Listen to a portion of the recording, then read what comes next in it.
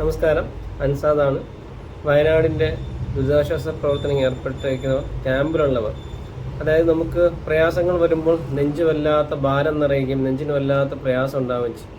ചിലർക്ക് കരഞ്ഞാൽ മാറും, ചിലർക്ക് കരഞ്ഞാലും മാറൂല.